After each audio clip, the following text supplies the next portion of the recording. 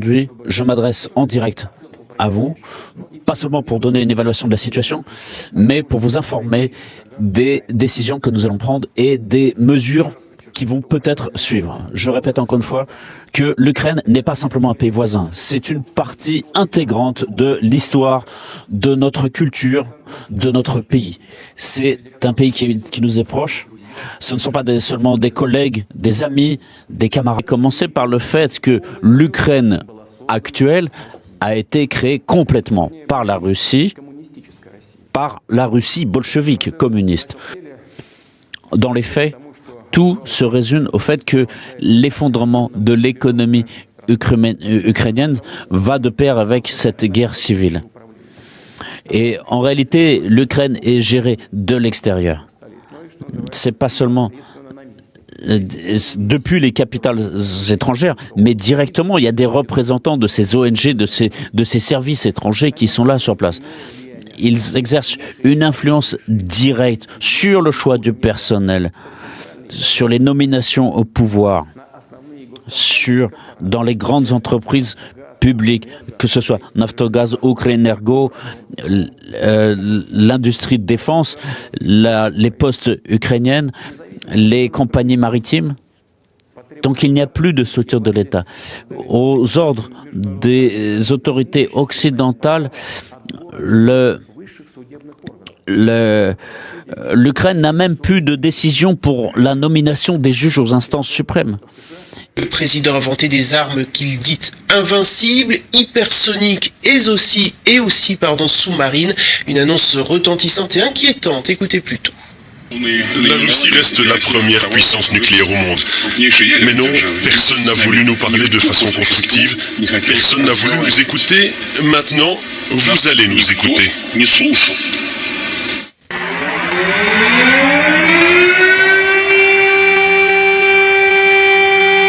J'ai pris la décision d'une opération militaire.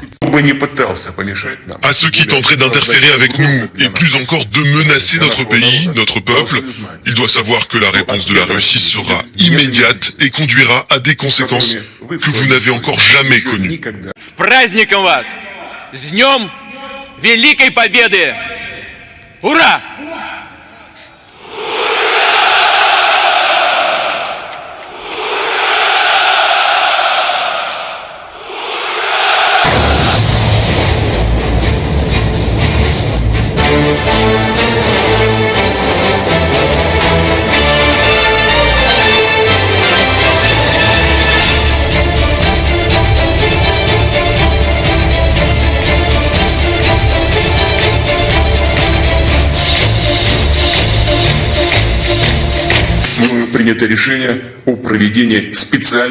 J'ai pris la décision de mener une opération militaire spéciale.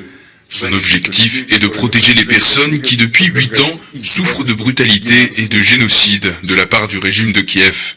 Et pour cela, nous chercherons à démilitariser et à dénazifier l'Ukraine et à traduire en justice ceux qui ont commis de nombreux crimes sanglants contre des civils, y compris des citoyens de la Fédération de Russie. Dans le même temps, nos plans n'incluent pas l'occupation des territoires ukrainiens. Nous ne comptons rien imposer à personne.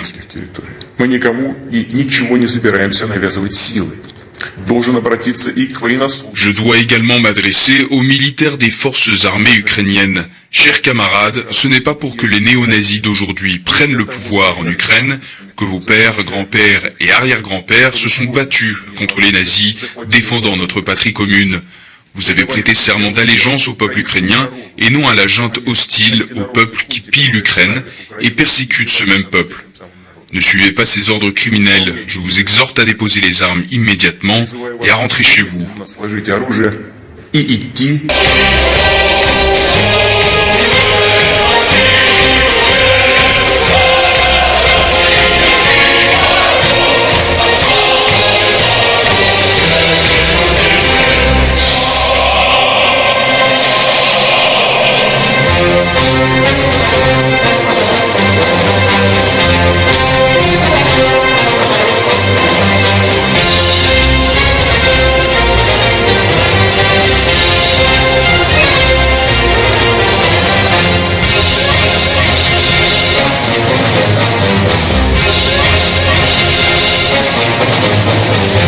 peut citer Einstein qui a dit « Je ne sais pas par quel moyen sera conduite la Troisième Guerre mondiale, mais la quatrième sera conduite avec les bâtons et les cailloux. » Donc, la Troisième Guerre mondiale serait la fin de la civilisation.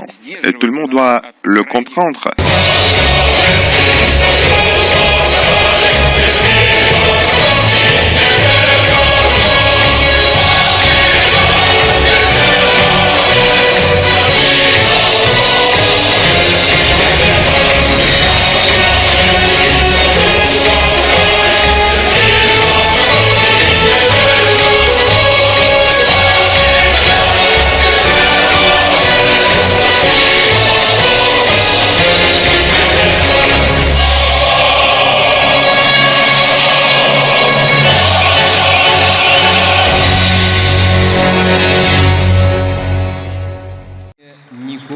Difficile de ne pas y voir un front anti-Washington. Xi Jinping et Vladimir Poutine sont arrivés ensemble sur la scène du Forum économique de Saint-Pétersbourg. La raison principale est que le modèle de mondialisation mis en avant à la fin du XXe siècle est de moins en moins pertinent pour la nouvelle réalité économique émergente. Face à la guerre commerciale que se livrent Washington et Pékin, le secrétaire général de l'ONU, Antonio Guterres, appelle au calme et au dialogue. Je pense que notre devoir est d'éviter que le monde ne tombe dans une autre guerre froide composée de deux blocs qui seraient probablement complètement séparés du point de vue monétaire, militaire, mais également commercial et technologique. Ce serait extrêmement dangereux pour nous tous et nous devons tout faire pour l'éviter. On estime à environ 550 millions le nombre d'armes à feu actuellement en circulation. Autrement dit, il y a un homme sur 12 qui est armé sur cette planète. La seule question, c'est comment armer les 11 autres. La Russie dispose des deuxièmes plus grandes réserves de gaz naturel au monde. Et ce gaz est une nécessité vitale pour l'Europe. Déjà dans les années 70, du gaz soviétique traversait le rideau de fer pour alimenter l'économie de l'Ouest. Aujourd'hui, malgré les tensions qui s'exercent entre Bruxelles et Moscou, l'Europe est toujours plus dépendante du gaz russe. Il représente 40% des importations de l'Union. 4 grandes lignes d'approvisionnement existent. Le gazoduc appelé Brotherhood traverse l'Ukraine, la Slovaquie et la République tchèque pour alimenter l'Europe de l'Ouest. Le Yamal Europe relie les gisements du nord de la Sibérie à l'Allemagne en traversant la Biélorussie et la Pologne. Le Nord Stream, mis en service en 2012, permet d'approvisionner l'Allemagne directement en passant sous la mer Baltique. Sa capacité pourrait être doublée avec le Nord Stream 2. Enfin, le Blue Stream passe par la mer Noire pour rejoindre la Turquie. Mais sur l'échiquier gazier européen, des rapports de force s'engagent autour de futurs gazoducs. Pour la Russie, il s'agit de multiplier les destinations et contourner les pays de transit jugés peu fiables, à commencer par l'Ukraine. L'Europe essaie quant à elle d'être moins dépendante du gaz russe. Plusieurs projets se sont concurrencés au sud de l'Europe. Le projet Nabucco, soutenu par les États-Unis et l'Union européenne. Il devait s'appuyer sur les réserves de la mer Caspienne et d'Asie centrale. Le projet est aujourd'hui dans les limbes. Un autre gazoduc, le Trans-Adriatic Pipeline, pourrait voir le jour en 2020. Côté russe, le projet South Stream aurait dû contourner l'Ukraine en passant par la mer Noire. Vladimir Poutine a mis fin à ce projet en 2014. Il a été remplacé par le Turk Stream, projet relancé tout récemment par les présidents Poutine et Erdogan à Istanbul. Jusqu'en 1991, il y avait deux blocs séparés par un rideau de fer. Face à face, deux alliances militaires, l'OTAN à l'ouest, le pacte de Varsovie à l'est. Et puis tout est allé très vite avec l'effondrement du bloc soviétique. En 1999, la Pologne, la Hongrie et la Tchéquie sont les premiers à rejoindre l'OTAN. En 2004, les pays baltes, Estonie, Lettonie, Lituanie adhèrent, plus la Slovaquie, plus la Slovénie, la Roumanie et la Bulgarie. 7 d'un coup. En 2009 vient le tour de la Croatie et de l'Albanie. Cela fait décidément beaucoup pour Moscou. Désormais, des bataillons de l'OTAN, des soldats et des missiles américains sont stationnés aux frontières ouest de la Fédération de Russie.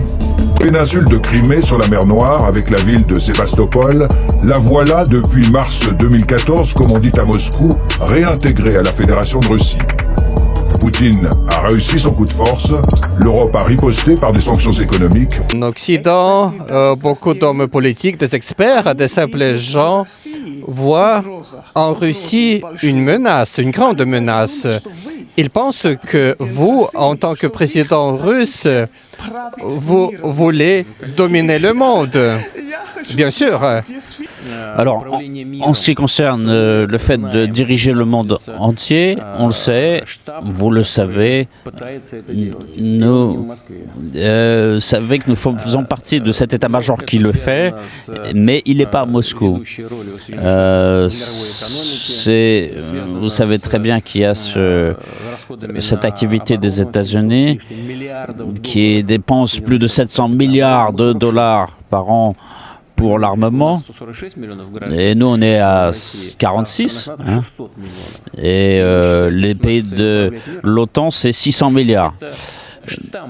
Donc vous croyez que c'est nous qui allons diriger le monde? Donc vous voyez le rythme auquel cette idée est répandue dans la presse occidentale est impressionnant.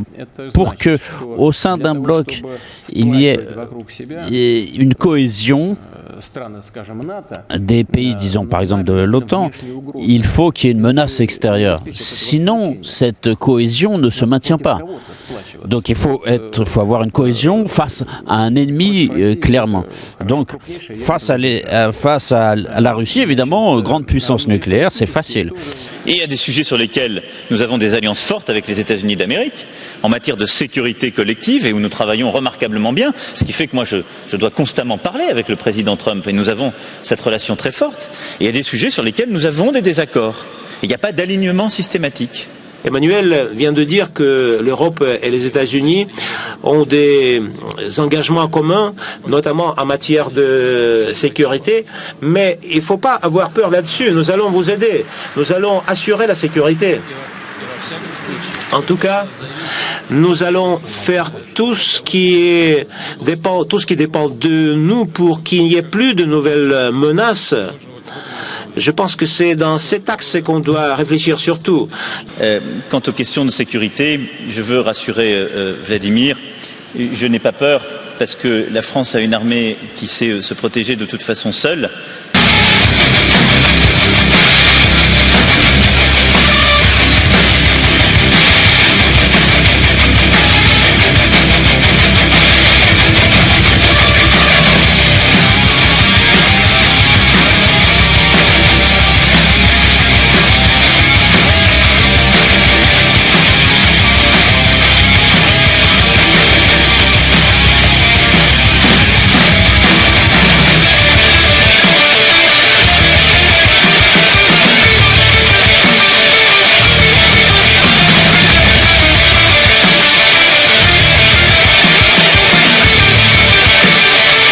Mais j'ai aussi mes devoirs à l'égard de reste des alliés européens.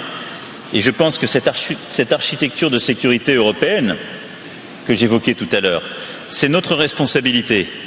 Mais elle ne se fera pas en tournant le dos aux États-Unis d'une part, et elle ne peut pas se faire aux dépens d'autres États de l'Europe d'autre part. Et ça, c'est notre capacité à faire.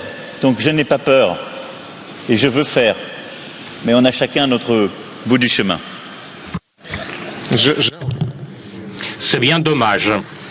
Bien dommage. Le président chinois Xi Jinping a reçu son homologue russe à quelques heures de la cérémonie d'ouverture. Il souligne leur vision commune en matière de sécurité internationale. La Chine, en soutenant le président russe Vladimir Poutine, trouve d'ailleurs un allié dans son bras de fer face aux États-Unis. Vladimir Poutine et Xi Jinping qui se disent opposés à tout élargissement futur de l'OTAN. Exactement, il a été question ce matin de relations d'une qualité sans précédent, d'amitié, d'une nouvelle impulsion dans les relations entre la Russie et la Chine.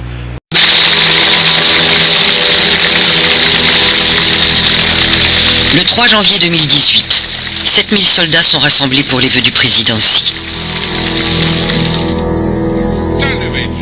Partout en Chine, 4000 sites militaires chinois sont connectés devant son discours.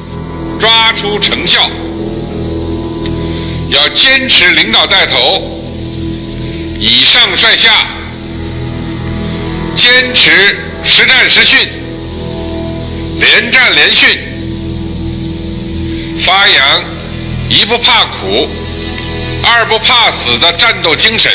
我继续。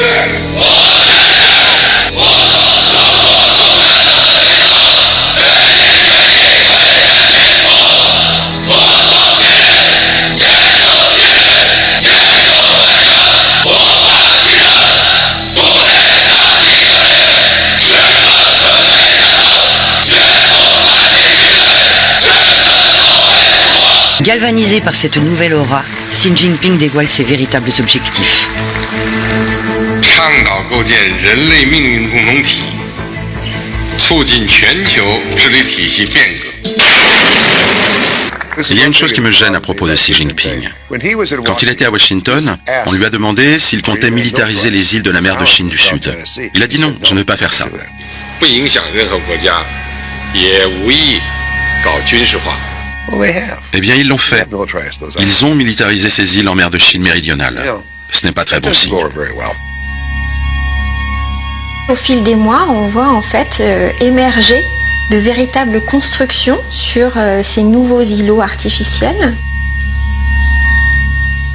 Là encore, tout le monde s'interroge, mais pourquoi? Mais qu'est-ce qui va se passer?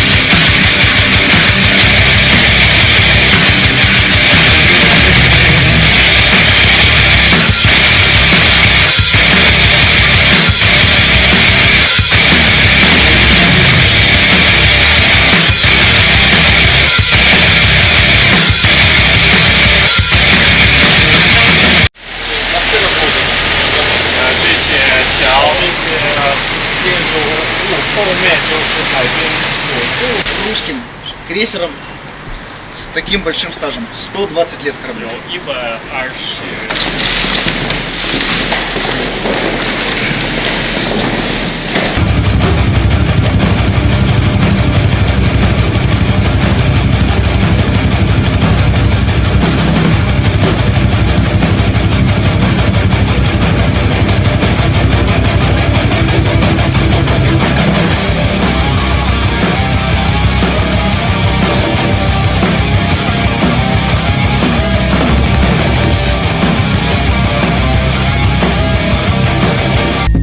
Xi Jinping s'est petit à petit créé une véritable base militaire en mer de Chine. À sa table, les 4 républiques autoritaires d'Asie centrale et surtout 2 nouveaux venus, l'Inde et le Pakistan, 2 puissances nucléaires rivales que Xi a réussi à réunir. 本次会议是上合组织扩员后8个成员国领导人齐聚一堂的首次峰会。 具有历史性意义。随着成员国数量增加，我们的力量进一步壮大，地区各国人民和国际社会对我们的关注和期待越来越多。 En Sibérie, la Russie organise ses plus grandes manœuvres militaires depuis la guerre froide. Des exercices qui se déroulent sous l'œil attentif de Vladimir Poutine. Commencée mardi, l'opération baptisée Vostok 2018 se terminera samedi. La Chine, alliée russe, y participe. Officiellement, la Russie veut consolider la coopération russo-chinoise et se tenir prête à défendre ses intérêts. Officieusement, Vladimir Poutine veut surtout afficher la puissance militaire de son pays. Car l'opération Vostok 2018 est d'une ampleur inédite. 300 000 soldats et 36 000 blindés sont mobilisés. Actuellement, la Russie possède la 2e armée la plus puissante au monde derrière les États-Unis. Devant ses troupes, Vladimir Poutine l'a promis, la Russie continuera de renforcer ses forces et son équipement militaire. La parade militaire conjointe a marqué la fin des manœuvres. Ici, la Russie et la Chine ont déployé un spectacle militaire impressionnant et ont montré qu'elles pouvaient joindre leurs forces contre un ennemi commun. Mener un exercice anti-sous-marin est quelque chose de confidentiel pour les forces armées de n'importe quel pays, souligne cet expert. La Chine et la Russie, en menant de tels exercices, montrent qu'il y a de bons échanges entre eux. Pékin a annoncé début mars l'accélération de la modernisation de son armée, la plus grande du monde en termes d'effectifs. La Chine souhaite ainsi combler son retard militaire sur Washington, qui veut réorienter sa politique de sécurité vers l'Asie. Une poignée de main pour relancer la relation entre Moscou et Pyongyang. Kim Jong-un et Vladimir Poutine se rencontrent pour la première fois dans cette université de Vladivostok, à l'extrême sud-est de la Russie, non loin de la frontière nord-coréenne. Le maître de Pyongyang se tourne ainsi vers la grande puissance qui a soutenu son pays pendant la guerre froide. Nos deux peuples savent que le développement continu des liens entre nos deux pays ne sert pas seulement nos intérêts respectifs, mais est également indispensable pour sécuriser la paix et la stabilité de la région. Mais Kim Jong-un est surtout venu chercher une alternative dans sa volonté de normalisation internationale. Il faut avant tout faire redescendre les tensions militaires entre le Nord et le Sud. Dans les conditions actuelles, où nous ne sommes ni en guerre ni en paix, mais dans une instabilité constante, nous ne pouvons garantir le succès de nos projets. La Corée du Nord a besoin de garanties sur sa sécurité et sa souveraineté. De quelles garanties peut-il s'agir, sinon de garanties de droit international?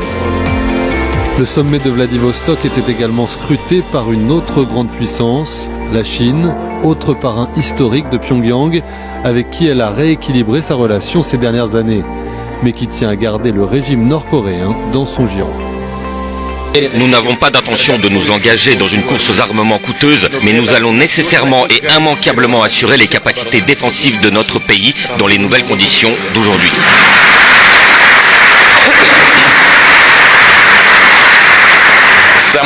Il n'y a pas de doute que ce sera fait. La Russie, en matière de défense, et des possibilités à des moyens insoupçonnés. La supériorité militaire sur la Russie est impossible à obtenir. Notre armée est moderne, combative, courtoise comme on dit aujourd'hui, mais redoutable.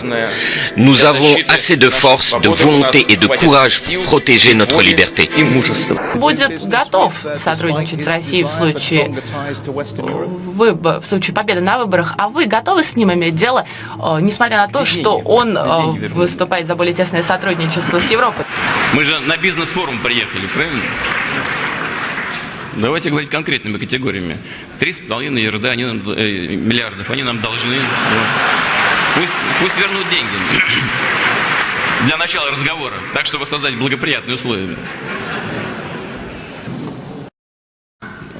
Все санкции сводятся к тому, чтобы выбрать из моего личного окружения каких-то близких мне людей, моих друзей, и их, как у нас в кругах интеллигенции говорят, уконтропупить как следует. То есть наказать их непонятно за что. Я бы на их месте давно подал в суд, потому что они не имеют отношения, значит, к событиям на Украине, в Крыму, и выбрали как специально 2 евреев и 1 хохла, понимаете? Ну, как издеваются все равно. L'Ukraine a commencé à se construire en négation de la Russie. Et cette négation de l'histoire de plusieurs générations qui étaient impliquées dans ces liens entre la Russie et l'Ukraine. Et c'est étonnant que la société ukrainienne ait vu augmenter ses humeurs nationalistes, anti-russes et néo-nazis.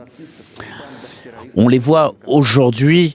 On les a vus agir dans le Caucase, ces bandes. Et ils continuent à exprimer des réclamations vis-à-vis de la Russie. Et dès 1991, elle n'a cessé de pratiquer la copie, le copiage d'autres systèmes d'autres pays.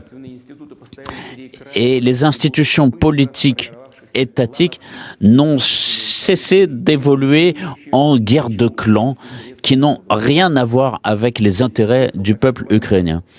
Et tout le sens de ce choix civilisationnel occidental des autorités ukrainiennes ne consistait pas à créer des conditions favorables pour le peuple ukrainien, mais satisfaire les intérêts de certaines forces stratégiques contre la Russie et prise des poches des Ukrainiens pour être caché quelque part.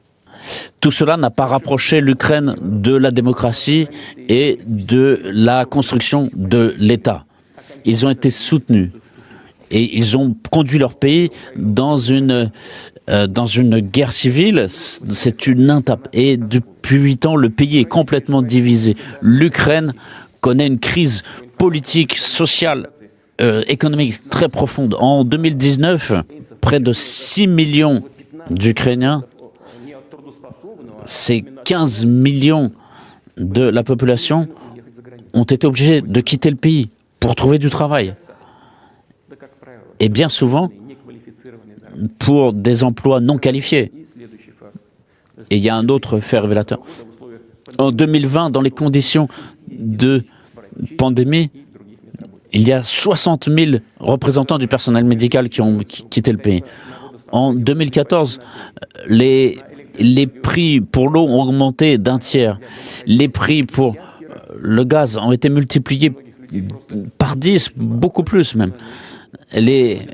Pour les frais communaux, les cotisations ont été beaucoup plus chères. Pourquoi? La réponse est très claire. Parce que ce qui a été hérité pas seulement de l'époque soviétique, mais de l'époque de l'Empire russe, tout cela a été complètement détruit.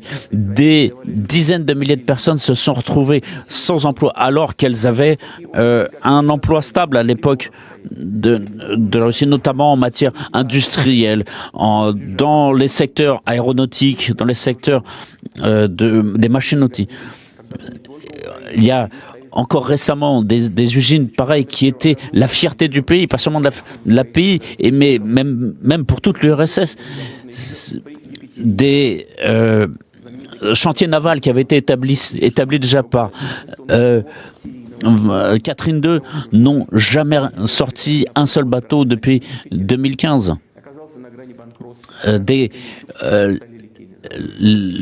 La fonderie de Kremenchuk a été aussi liquidée.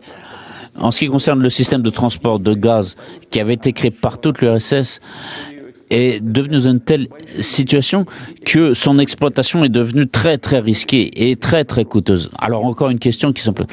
Cette pauvreté, cette misère, cet effondrement du potentiel industriel, est-ce que c'est le choix occidental dont on abreuve la population depuis tant d'années? Et en même temps, d'abord, ils travaillaient directement avec des organisations d'autres pays. Ils recevaient une aide financière sur la place de l'indépendance à Kiev, en recevant des sommes d'argent importantes de l'ambassade des États-Unis. Et ça a été des millions de dollars qui ont été versés. Et il y a des gens qui ont... Et les familles de ceux qui sont morts dans les combats, qui ont été assassinés dans les rues de Kiev, voilà... On ne les interroge pas. Les extrémistes qui ont pris le pouvoir ont instauré une véritable terreur contre tous ceux qui étaient contre le pouvoir, contre des responsables politiques, des journalistes. Il y avait des humiliations publiques. Et il y a eu des pogroms, des violences dans presque toutes les grandes villes d'Ukraine. Et cette atmosphère d'impunité nous oblige à nous rappeler l'horrible tragédie d'Odessa, où des personnes ont été brûlées vives dans la maison des syndicats en mai 2015. Et ceux qui ont commis ce crime n'ont pas été punis, ils ne sont même pas recherchés. Mais nous les connaissons, nous connaissons leurs noms, et nous ferons tout pour les punir et qu'ils soient déférés devant la justice.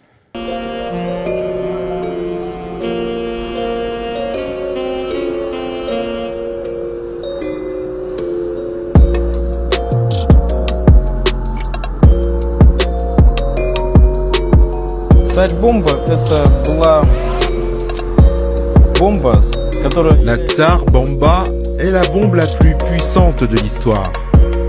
Elle est considérée comme la raison qui a forcé les puissances nucléaires à se tourner vers la paix.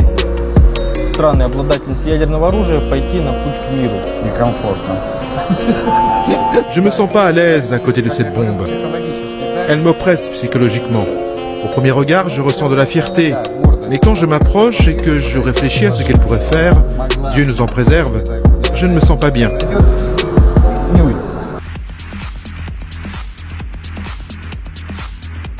Quand Vladimir Poutine a présenté le nouvel arsenal russe, tout le monde a cru à de la science-fiction. Mais il y a désormais des images de ces armes. Kinjal, poignard russe, est un missile hypersonique. Il est rapide, très rapide. Il atteint les 3 km/s. Et si quiconque essaie de l'abattre, il s'écarte et suit une trajectoire imprévisible. C'est une première, même si les États-Unis entendent tester leur équivalent l'année prochaine. Sarmat, c'est lui qu'on a pris pour un délire. C'est un nouveau missile balistique intercontinental nucléaire doté de, et oui, 20 ogives nucléaires. Mais son véritable atout est sa portée presque illimitée. Les anciens missiles devaient suivre la trajectoire de vol la plus courte et passer les défenses aériennes. Celui-là peut faire un détour par le pôle sud pour atteindre sa cible par derrière. Si vous n'avez pas envie de traverser l'Antarctique, optez pour Avangard, destiné à passer les défenses antimissiles ennemies grâce à sa vitesse. Lorsque ces moteurs sont lancés, ils pénètrent dans l'atmosphère à Mach 20, soit environ 7 km/s. Propulsion nucléaire qui se déplace si profondément et rapidement qu'elle est en théorie invincible. Буревестник, un nouveau missile de croisière à propulsion nucléaire. Son réacteur implique que sa portée n'est limitée que par le volume de combustible. Il peut rester en l'air et flotter jusqu'à ce qu'il y ait une occasion de frapper. Les lasers de combat ont toujours été le gadget de science-fiction par excellence, mais ils n'avaient jamais existé, jusqu'à aujourd'hui.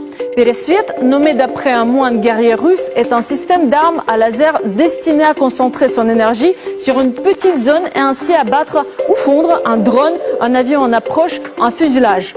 Pour le moment, c'est tout ce qu'on sait à son sujet. On peut se demander si c'est là la volonté d'imposer une nouvelle course aux armements. Est-ce que la Russie veut la guerre ? Non, dit Poutine. Il s'agit d'équilibre. Et l'équilibre signifie la paix. À l'époque de l'URSS existait la parité nucléaire entre la Russie et les États-Unis, la destruction mutuelle assurée. Puis, après l'effondrement de l'URSS, l'OTAN a commencé son expansion et testé de nouvelles armes qui pouvaient détruire les armes nucléaires russes. Ce que Poutine a dévoilé, c'est la réponse de la Russie, le retour à l'égalité militaire, le statu quo, le retour à l'équilibre.